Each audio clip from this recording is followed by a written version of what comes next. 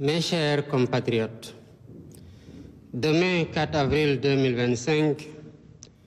nous célébrerons ensemble le 65e anniversaire de l'accession de notre pays à la souveraineté internationale. À toutes et à tous, j'adresse mes chaleureuses félicitations. En ce moment de communion nationale, j'ai une pensée émue pour tous les djambars tombés au champ d'honneur et pour tous les êtres chers qui nous ont quittés. Je compatis également au nom de toute la nation à la souffrance de tous ceux qui luttent contre la maladie ou qui traversent des moments difficiles. Cette année encore, la fête de l'indépendance se déroule sous le signe de la communion spirituelle, en plein carême chrétien et au lendemain de la fin du mois béni du Ramadan. Ces moments d'intense ferveur spirituelle et de grâce nous rappellent que la foi est notre plus belle richesse et qu'elle alimente au quotidien notre capacité exceptionnelle à vivre ensemble dans la fraternité, l'harmonie et la diversité. Rendons grâce au Tout-Puissant pour cette heureuse coïncidence et prions ensemble pour qu'il agrée nos dévotions et continue de veiller sur le peuple sénégalais. Face aux défis des temps, les valeurs héritées de nos aînés nous invitent à toujours unir nos forces dans les moments cruciaux de notre histoire. Nous devons tout faire pour préserver ce précieux legs qui constitue une dimension essentielle de notre patrimoine immatériel. C'est cela l'esprit de notre inébranlable volonté de vivre ensemble que résume si bien notre devise nationale: un peuple, un but, une foi. Mes chers compatriotes, voilà 65 ans maintenant que nous avons pris notre destin en main. 65 ans que le Sénégal affirme fièrement sa souveraineté. 65 ans que le Sénégal poursuit sa marche vers le progrès, malgré les turbulences du monde. Porté par l'idéal d'un Sénégal libre, souverain, juste et prospère, les conquêtes successives de droits et libertés ont posé les jalons d'un modèle démocratique fécond qui se renforce de jour en jour par le dialogue. Cette maturité démocratique permet aux divers acteurs politiques et sociaux de notre pays de s'exprimer librement, de rivaliser âprement au besoin, mais toujours de reconnaître le verdict des peuples souverains. Aujourd'hui, plus que jamais, nous devons tirer parti de cette force motrice pour redresser ce qui doit l'être et donner corps aux aspirations de notre peuple et aux espoirs de notre jeunesse. Mes chers compatriotes, le 4 avril, c'est aussi la fête des forces de défense et de sécurité. C'est l'occasion de rendre un hommage à l'ensemble de nos djambars, piliers de notre nation et remparts ultimes de notre quiétude. À vos aînés et à tous nos anciens combattants, je réitère la reconnaissance et la gratitude infinie de toute la nation. Le thème retenu cette année, à savoir vers la souveraineté technologique et industrielle des forces de défense et de sécurité, témoigne de notre ambition collective et du niveau élevé d'exigence que nous nous sommes fixés pour vous accompagner dans votre mission. Chers membres des forces de défense et de sécurité, hommes et femmes de devoir, vous êtes les garants de notre paix et les protecteurs infatigables de notre souveraineté. Vous incarnez avec honneur et abnégation l'essence même du concept armée-nation. Votre présence quotidienne auprès des populations, votre engagement actif pour la sécurité nationale, la lutte contre les catastrophes naturelles et la préservation de nos ressources stratégiques font du Sénégal une nation armée pour mieux prendre en charge son destin. À cet effet, la modernisation technologique et industrielle des moyens logistiques et matériels de nos forces de défense et de sécurité, essentielle à notre souveraineté et à notre sécurité collective, est inscrite au cœur de nos priorités. Mes chers compatriotes, voilà un an déjà que nous avons entrepris de transformer profondément notre pays, en dressant avec rigueur et lucidité un diagnostic sans complaisance de la situation économique. Même si la situation actuelle révèle des défis encore plus grands que nous devons relever, le devoir de vérité constitue le socle de la rupture systémique que nous avons engagée avec détermination et responsabilité. D'ores et déjà, le gouvernement s'est résolument engagé dans un vaste chantier de réforme. Elle vise l'optimisation des finances locales, une politique budgétaire transparente, la rationalisation des dépenses et la gestion efficiente de la dette pour préserver la viabilité des finances publiques. Mes chers compatriotes, d'importants efforts ont été consentis pour apurer, pour une période de 4 années, les arriérés dus aux opérateurs agréés pour les semences et pour le matériel agricole pour plus de 80 milliards de francs CFA. Sur un montant de 113 milliards constaté à la fin 2024, une somme de 70 milliards a été décaissée à la fin du mois de mars 2025. Il en est de même du secteur des BTP, où des paiements sur des arriérés de 62 milliards ont été effectués et un montant de 66 milliards est prévu dans la loi de finances initiale 2025. Enfin, l'appurement des rappels, loin d'être exhaustif, a atteint 19 milliards de francs CFA à la fin du mois de mars 2025 pour un effectif bénéficiaire de 9 479 enseignants. Il s'y ajoute des mises en solde concernant 1198 maîtres et professeurs contractuels pour un impact budgétaire annuel de 5 milliards 79. Pour renforcer et soutenir activement l'autonomisation économique des femmes, la phase 2 du programme PAVI de la DER,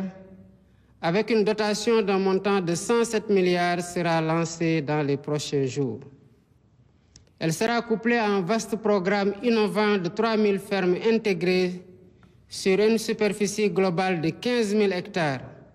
réparties sur l'ensemble du territoire et associant agriculture et élevage. Ainsi, dès cette année 2025, nous lancerons le programme innovant des coopératives agricoles communautaires,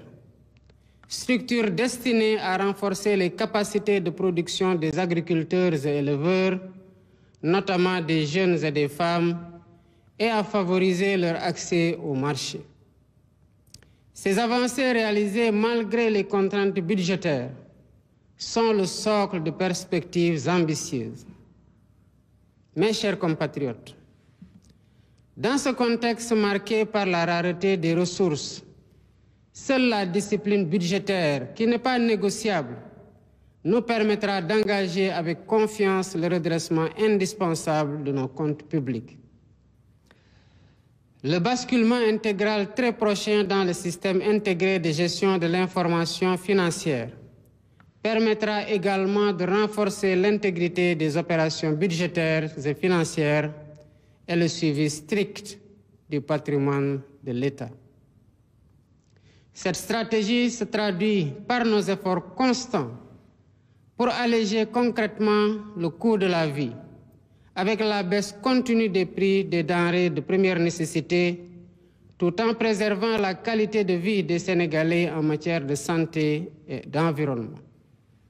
Ces baisses, comme je l'avais annoncé récemment, se poursuivront par la grâce de Dieu. Avec l'entrée récente de notre pays dans l'ère de la production pétrolière et gazière, nous veillerons à ce que les ressources stratégiques soient exploités dans la transparence et le respect absolu de l'environnement pour le bénéfice du peuple sénégalais. Dans le cadre de la réappropriation de nos ressources, le processus de renégociation des contrats suit son cours normal. Les résultats obtenus à ce stade sont plus que satisfaisants. Ils seront communiqués à temps opportun au peuple sénégalais. Conscient de la priorité de l'accès universel à l'eau, nous avons engagé la réalisation de la phase 2 des forages ruraux et lancé les études de faisabilité du grand transfert d'eau. Ce dernier projet, très structurant comme les autres, portant sur les autoroutes de l'eau, contribuera à la sécurisation de l'approvisionnement en eau potable pour près de 15 millions de Sénégalais. Dans la même dynamique, nous accélérons les projets sur l'électrification rurale pour l'atteinte rapide de l'accès universel à l'électricité. Pour ce faire, nous veillons rigoureusement à la bonne exécution des chantiers, afin que les délais soient respectés et les coûts maîtrisés, notamment grâce à la renégociation de contrats majeurs permettant l'électrification d'environ 2740 localités supplémentaires. S'agissant du foncier, il a fait l'objet d'un audit inédit ayant conduit à des mesures correctives qui sont en cours de mise en œuvre. Désormais, la gestion du patrimoine foncier se fait avec rigueur, transparence et responsabilité, mettant ainsi progressivement un terme aux pratiques de bradage des terres, tout en garantissant une répartition juste et équitable des ressources nationales. Cette dynamique sera poursuivie avec la relance des concertations sur la délicate, mais nécessaire et inéluctable réforme foncière. Mes chers compatriotes, les efforts déployés pour la mise en œuvre des accords de paix en Casamance sont le témoin de notre attachement à notre vivre ensemble, à notre fraternité restaurée et à l'unité profonde de la nation sénégalaise. Avec le plan Diomaye pour la Casamance, nous avons engagé un processus irréversible de réconciliation et de retour digne des populations déplacées. Notre vivre ensemble fondé sur des valeurs cardinales constitue notre trésor commun. C'est pourquoi la cohésion nationale demeure ma seule et unique boussole. Convaincu que la solidité d'une nation se mesure aussi par sa capacité à dialoguer, j'accorde une importance particulière au dialogue social et à la concertation permanente avec toutes les composantes de notre société.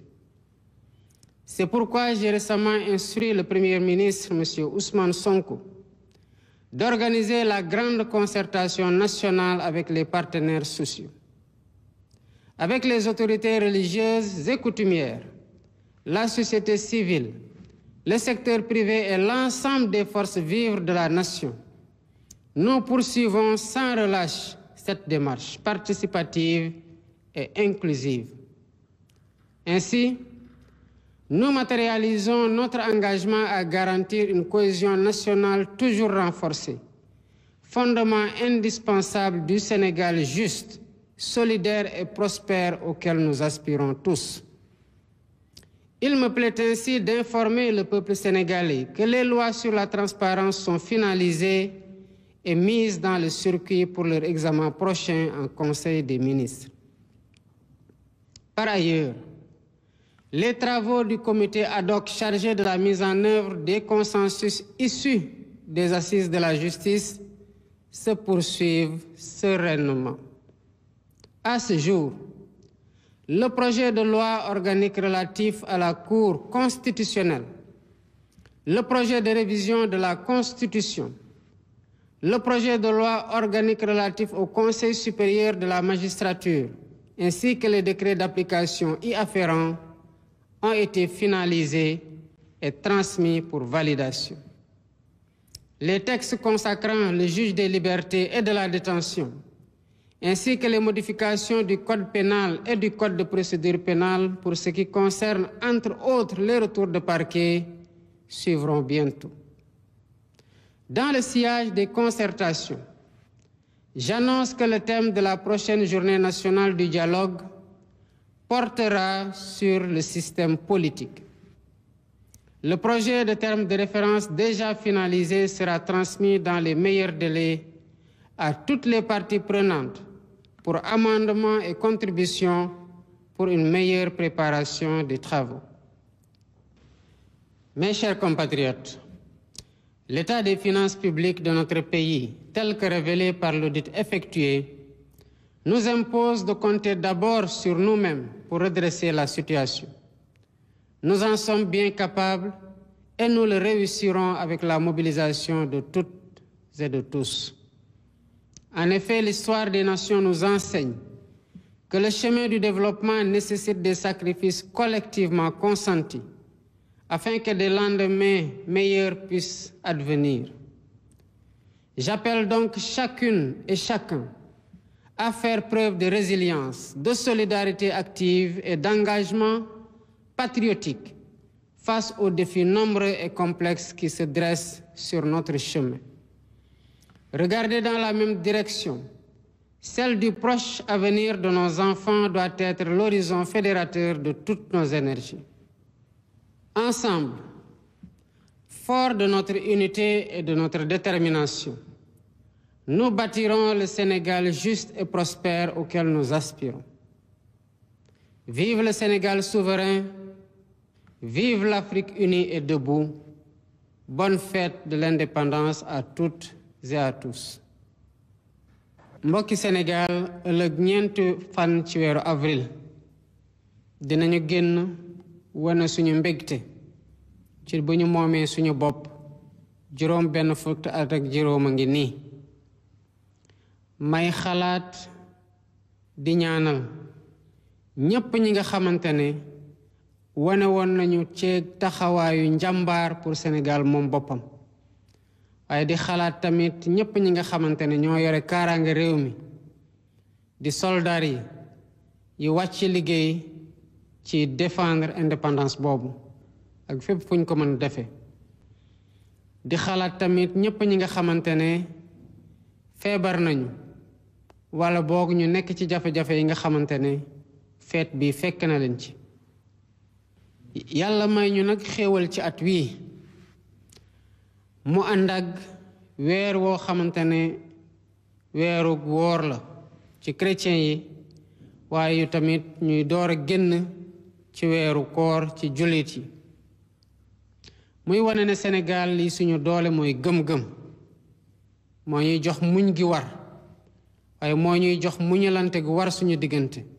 ak booloo ci jàmm ak ci dëgg. tombe gii mu tombe nag dañ ciy ñaan yàlla lépp luñ ko ci jaamu mu nangul ñu ko, waaye tamit mu wéy di def yërmande ak xéewal ak naataange fii ci biir Sénégal. mu am nag ay valeurs yoo xam ne dañ ko donnee ci ñi fi jiitu woon, muy wane ne dañu war a boole suñu doole ak suñu kattan, rawatina ci bu ñu demee ba nekk ci jafe-jafe yoo xam ne suñu xel ak suñu xalaat ak suñu xarañte rekk ñu ci mën a génne, di fàttaliku suñu bakkum réew di benn askan am benn jëmukaay te bokk gëm-gëm. mbokki Sénégal, juróom benn fukk at ak juróom ñu moom suñu bopp, juróom benn fukk at ak juróom Sénégal di wane ne que réew bu ñu respecté la ci biir réew ak ci bitim réew, ci biir Afrique ak ci bitim réew. waaye juróom benn fukk at ak juróom Sénégal di gën a am ay jéego ci suqaliku. lii nga xamante ne moom lañu fiy doxalee di réewum droit ak réewum liberté mu doon loo xamante ne ci xeex lañ ko foqarti te di ko sàmm bés bu ne ci jàmm ak ci waxtaan, moo tax ñu naw ñu fii ci biir Afrique ak ci bitim réew. loolu nag tax ba ak nu ñu mën di woroo ci kàddu ak ni gis-gis yi mën a wuute nangul nañu ku ne muy wax lu muy xalaat ci respecté sa moroom waaye bés bu demee ba askan wi tànnal boppam ñépp nangu ne lii mooy tànneefu askan wi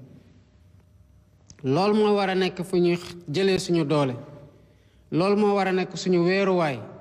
ndax ñu mën a wuyoo lii nga xamante ne moom la ñuy woote di jub di jubal ak jubanti waaye tamit taxawoo askan wi ci bëgg-bëggam ak ndaw ñi ci seen yaakaar mbokki Sénégal ku wax 4 avril wax tamit fête bu rëy ci ñi nga xamante ne ñoo yore kaaraange réew mi ma di leen wax sama mbégte ci ñoom di leen jaajëfal di leen wax ne kontaan na trop ci seen taxawaay ci biir réew mi ndax ñoom ñoo ñuy may dal gi tax ñu mën a doxal suñu yitte ak taxawoo askan bi di xalaat ñi nga xamante ne ñooy seeni mag di xalaat anciens combattants yi di leen wax ne askan wi amal na leen njukkal gu rëy lii nga xamante ne mooy teemu feetu indépendance su ren gii mooy naka la ñu fexee ba moom suñu bopp ci war a xarala yi waaye ci lépp loo xamante ne mën nañoo jox ngànnaay gu ñu aaree suñu bopp dafay wone ne rek taxawaay gu ñu am ci taxawoo leen ci seeni mission waaye tamit taxawoo leen ci seeni liggéey bés bu ne muy góor muy jigéen ñi nekk ci kaaraange réew mi yéen a tax ba jàmm am biir Sénégal ba képp koo xamante ne yaa ngi doxal say activité ci jàmm ak ci xel mu dal amel na leen njukkal ngeen di ko def nag ànd ci honneur ak mbégte ak engagement bu tax ngeen di jëmal lii ñuy wax booloo ci diggante armée ak askan wi di taxawoo tamit sénégalais yépp ak fépp fuñ mënti nekk lu weesu ci kaaraange gi waaye jëm tamit ci saa yu leen nattu jot dalee ngeen taxaw seen wet comme ni ngeen ko defee daaw ci bu taw yu méttee ba am ñu mu sonn ñu ngi liggéey àndanoog yéen àndanoog ñépp ñi nga xamante ne seen xam-xam màcc na jëm ci lépp lu ñuy jox souveraineté industrielle te ñu def ko nag fulla gu mat sëkk di tomb gu am solo ci suñu programme mbokki Sénégal ata ngi nii ngeen dénk ñu réew mi ñu ñëw wax leen fan la réew mi toll ci lu amul benn nëbbu lal ko ci dëgg kese ndax jàpp ne ci dëgg rekk lañ mën a tabax lu dëggu ak lu yàgg waaye bi ñu leen wonee lool ba pare dañoo tàmbali ci saa si andi saafara ci li nga xamante ne moo andi situation bu ñu nekk gouvernement bi soobu ci ay réformes yu am solo yu mën a tax ñu andi transparence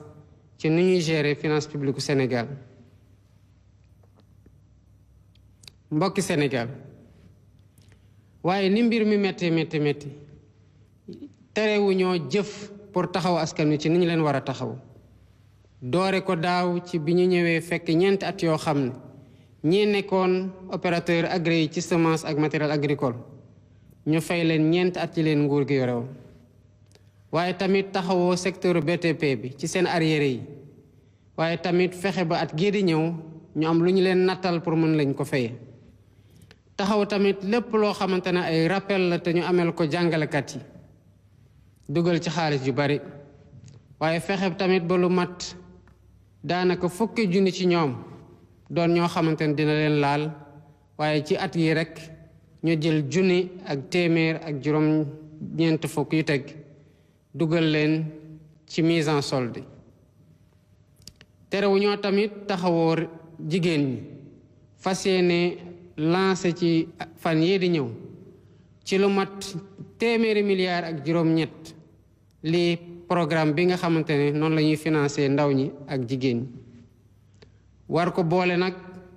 ci programme boo xam ne dina mat lu ñetti junniy ferme intégré yoo xam ne buñ ko xaymaa ci lu mu war a jël ci ay hectare dina mat fukki junni ak juróom ngir rek mbéy ak càmm te at gii ñu nekk tamit dinañu commencé installer lii coopérative agricole communautaire yi pour jigéen ñi ak pour ndaw ñi pour fexe mbéy gën a am doole nit ñi mën a am ci lu ñu téye mbokki Sénégal ci jamono jii nga xamante ne nag koom-koom manqué na ci réew mi xool ci fan la ñuy dugal xaalis bi ak ci nu mu gën a leere moom rek a ñu mën a génne ci jafe-jafe yu ñu nekk. lépp loo xamante ne xarala yu bees yi la dinañ ko ci dugal ngir fa dërëmu Sénégal dugg ñu mën ko toppaat te tamit balaa mu fay dugg nu mu fa war a duggee maanaam topp procédure yi nga xamante ne moom la ñu teg. loolu yëpp buñ ko dee def bëgg a taxawu askan wi moo tax comme nuñ ko nekkee di defee ci bu ñu ñëwee ba léegi di xar suñu tànk tubéy ngir mën a wàcce lii nga xamante ne mooy njëgu lépp lu ñuy jëfandikoo muy denrée de première nécessité yi. te du tere nag li Sénégalais yi soxla ci wàllu cet ak ci wàllu wér-gu-yaram gouvernement baa ngi ci taxaw tem. waxoon naa leen ne dinañu continuer di wàññi nañu yàggul dara te di bu wàññi bi tamit bu weesoo dinañu wàññiwaat ay yeneen wàññi ci weer yi di ñëw. bi ñu yàlla xéewalee waat ci contrat yi maanaam renégocier waat leen mën naa leen xibaar ne que liggéey baa ngi wéy te fu ñu toll nii résultat yi ñu ci am sant nañ ci yàlla bu baax a baax te xaajagul bay jeex. xam nañu nag ci Sénégalais yi fu ñu nekk lii di ndox ak courant yitteel na leen lool moo tax bi ñu ñëwee dañoo baral commencé waat lii di phase 2 projet forage ruraux yi maanaam gas ay forage ci gox-goxaan yi te waxtaane waat ko tamit ba liñ ci waroon am yokku te tàmbali nañ ko ci buñ ko lancé ba léegi ay gox yu bari commencé nañ gis seen ndox mi. lii ji suuf si nga xamante ne dafa am ñi ci jotoon téye ko ñeneen ñi mënuñu cee jot wala balaa ñu ciy jot dañ ciy sonn. audit biñ ci def nag lépp lu mu wone ñu ngi ko ciy def waaye fas yéene tamit gan ko téye ak rigueur transparence ak responsabilité noonu lañ ko fas yéene wéyal ci waxtaan ndax fu ñu mënti jaar lu mënti ñàkk la fokk réforme foncière bi nga xamante ne ku ne ñëw na yëkkati ko tegaat ko ci suuf ñu def ko ba mu mot. day wone na ñun Sénégal benn bopp la waaye benn bopp boobu doonte bu ñu amee féewaloo li ci war mooy toog waxtaani ko am nañ ci avancement bu baax ci lu yàggul dara ma ciy félicité bu baax le premier ministre Ousmane Sonko mu fekkee woon signature accord yi war a mën a tax ñu mettre en œuvre liñ fi jotoon déggu. ñu wéyal ci nag di doxal le plan Diomaye pour la Casamance ngir lii nga xamante ne juboo waat la ak liy delloosi waat askan wi dawoon gox-goxaan yooyu mën a nekk ci nu ñu gën a respecter seen dignité. mbokki Sénégal lii di juboo ci biir réew mi ak jàmm ak stabilité lépp lu may def suba ak ngoon ci loolu laa teg samay bët ñu mën di xàccandoo di dóorandoo loolu nag dañ ciy dugal ñépp te loolu moo taxoon ci fan yi ñu génn ma joxoon ndigal premier ministre Ousmane Sonko ne ko na waxtaan ak ñépp ñi nga xamante ne ñoom la ñu bokkal mbir mi ndax ñu mën a xam fan réew mu toll lan mooy jéego yi ñu ci def ak fan lañ ko mën a jëme ñépp jàpp ci ndax ñoo ko bokk. mbokki Sénégal lépp loo xam ne diggoo woon naa ko ak yéen mooy lépp lu tax lii di cohésion nationale mu gën a dëgër lii di juboo gi lii nga xamante ne lépp luy feewaloo la ñu gën ko mën a soril loolu moo tax ma bëggoon leen wax tamit loolu mënta nekk tànk yoruñu ci dëgg yoruñ gu set sénégalais yi tamit xam lu ñu moom naka lañ ko téye te lu ñu bokk ku ñëpp jot ci des ministres waxtaane woon nañu fi tamit lii wàllu yoon amoon nañ ay poñ yoo xamante ne ñëpp dëppoo woon nañu ci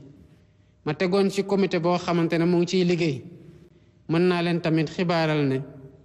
lii di texte yi nga xamante ne jàpp na ci cour constitutionnel bu ñu déggoo woon ci projet wu réforme constitution bi ak li laale ci conseil supérieur de la magistrature jébal nañu ko ñu ngi koy won ñi nga xamante ne war nañ ci joxe seen xalaat ci nu mu gën a yaatoo balaa ñu ciy egg ci lu koy adopté. comité baa ngi continuer liggéey pour lépp lu laale ci juge des libertés et de la détention ak mbirum retour de parquet yi lu mu laaj pour ñu tëggaat code pénal ak code de procédure pénale ñu gën a baral liggéey bi balaa ñuy gën a dem ci li ñu leen jébal ne loolu la ñu war a waxtaane di ngeen am sañ-sañ tamit ci ñiñ ko jox ñu yokk ci ay poñ waaye tamit joxe ci seen xalaat ndax ñu gën a mën a waajal liggéey gi nga xamante ne war nañ ko amee. mbokki Sénégal fi koom-koomu réew bi toll ci ñun liñ fi fekk te wax leen ko dafay laaj ñun Sénégalais yi ñu compter ci suñu bopp pour jógaat amaat beneen taxawaay waaye tamit fexe ba góote gi ñu génn ci dugg ci koom-koom goo xam ne day jur naataange ba ñépp mën cee gis seen bopp. mbokki Sénégal taarix dafay wane ne que réew yi nga xamante ne amoon nañu jafe-jafe ba génn ci dañoo nangu woon def ay sacrifice yu rëy pour mën a jóge ci jafe-jafe yooyu ba bokk ci réew yi nga xamante ne naw nañu leen ba suñuy doom di daw tey di dem foofu. nekkul ne rek dañoo xëy suqaliku waaye dañu takk seen ndigg booloo ñemee liggéey waaye liggéey tamit ci sérieux bu mu war a àndal. lii mooy yoon bi amul beneen yoon te ñun ñëpp war nañ ko xamee noonu ñun ñëpp teggu ci def ko nag ngir suñu bopp waaye def ko surtout pour ëllëg ak suñu njaboot. bu ñu amee taxawaay googu bañ koo wàcc ñépp am ko ci dëggu Sénégal gi nga xamante ne ñu ngi koy gént